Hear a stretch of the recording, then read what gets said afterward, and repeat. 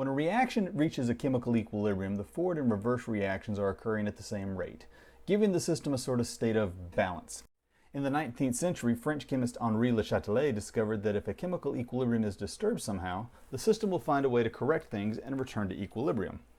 One way to disturb a system is to change the concentration of a reactant or product. For example, increasing the concentration of a reactant will cause the system to shift right, meaning the forward reaction will pick up the pace for a bit until equilibrium has been reestablished. You can explain this mathematically by comparing the reaction quotient, Q, to the equilibrium constant, K, both of which are a ratio of product to reactant. At equilibrium, Q and K are equal to each other. When you increase the concentration of reactant, Q becomes lower than the equilibrium constant, causing a shift to the right. Or, if you like the balance analogy, adding reactant will make it too heavy on that side of the system, so it'll move some stuff over to the right to return to equilibrium. Likewise, increasing the concentration of product will cause a shift to the left. Comparing Q and K, increasing the top part of the ratio will make Q larger than K, which should cause a shift to the left. Or using the balance analogy, if you make the system too product heavy, it'll have to move stuff to the left side to return to equilibrium. Sometimes it's possible to lower the concentration on one side of the system, for example by adding a chemical that'll react with a reactant or product.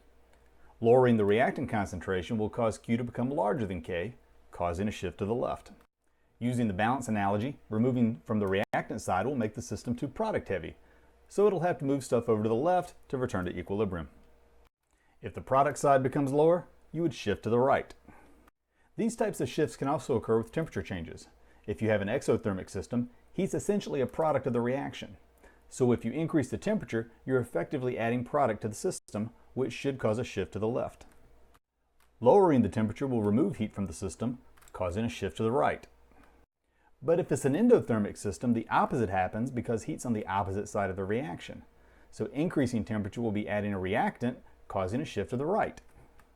If you lower the temperature, you're removing heat from the reactant side, causing a shift to the left.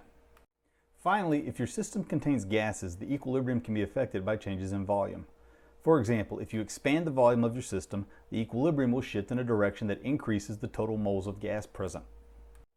Looking at the following generic example, we have 1 mole of A on the left and 2 moles of B on the right. So increasing the volume should cause a shift to the right, since that's the side with the most gas. Once again, we can explain this using Q and K. But here we'll look at the system with respect to pressure. According to Boyle's law, increasing volume decreases pressure. But in this reaction, the product side is with respect to the pressure squared. So there's more of a decrease on the top part of the ratio. This means that Q becomes smaller than K, so the system should shift to the right.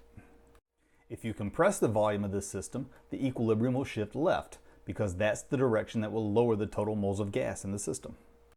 This time, the smaller volume should increase the pressure of the two gases, but since Q and K are proportional to the square of the product's pressure, the effect is greater on the top part of the ratio. Q becomes larger than K this time, so we shift left. But remember, it all depends on the stoichiometry of the system. If, for example, the coefficients were flipped around, where there was 2 moles of A and 1 mole of B, an increase in volume would cause a shift to the left, because in this instance, that's the direction that will increase the amount of gas present. If you were to decrease the volume, the reaction would shift to the right.